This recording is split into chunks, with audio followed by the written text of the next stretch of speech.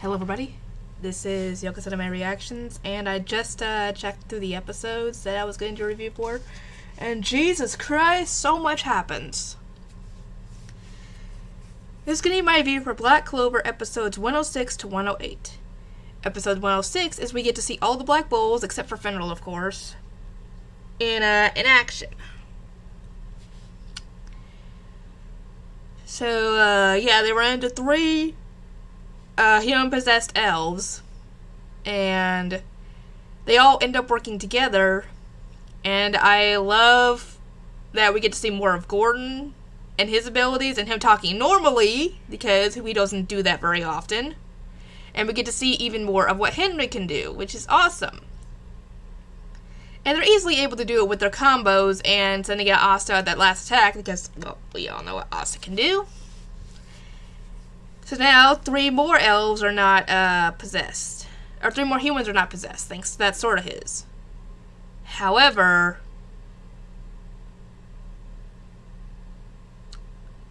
we get to see that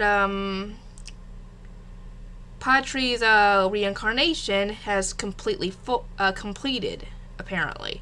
What was it doing this entire time? He's been in that body for years. How is it not completed? Because apparently once it completes, the original soul goes bye-bye. So that means William, as far as we know, is... they can't switch anymore. So, unless something happens, we're not going to see William anymore. And, let's see. After Patri left, Sally and the others woke up. I was not expecting them to wake up. I thought they died. I'm not even joking. I thought they had died. Apparently not.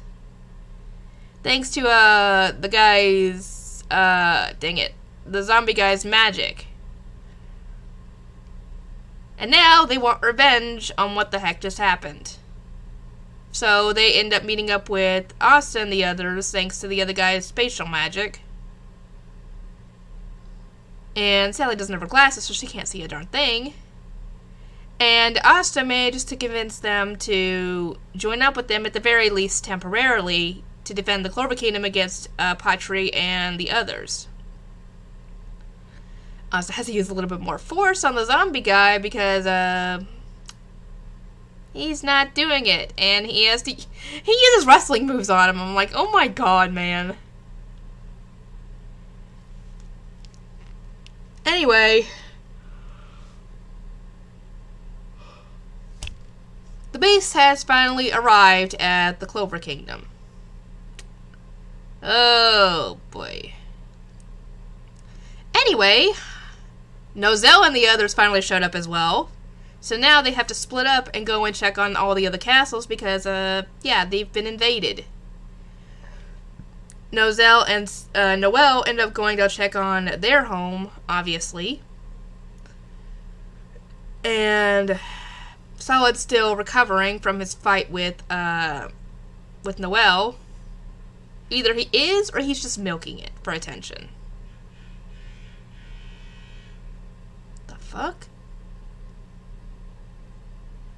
Anyway, they get attacked. He and Nebra get attacked by one of the human-possessed elves who has compass magic, something like that, and Nebra's now down for the count. Noelle and Noelle show up, and even though they can't really fight because their magic is kind of being messed with, Noelle gets the idea to lose control like she did in the first episode we see her.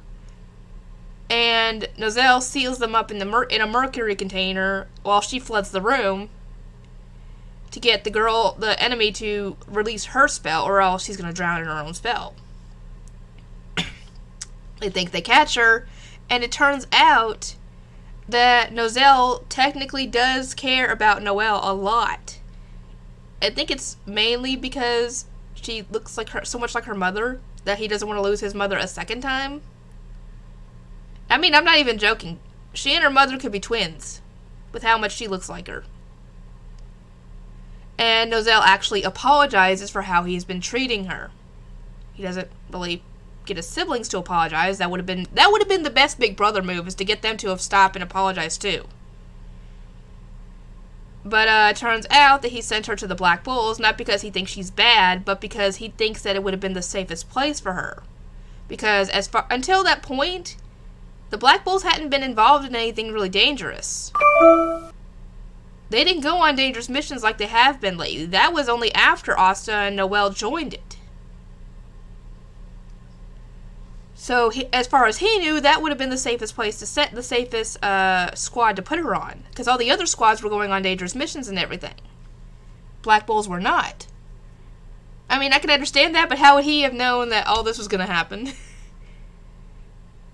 But once he apologized, he got put down for the count because she wasn't done yet. Thankfully, Noelle finally gets at least one of her trump cards, if not the only trump card she's got, because I don't know what other spell she's got. This one I already knew about, though. Her Valkyrie armor.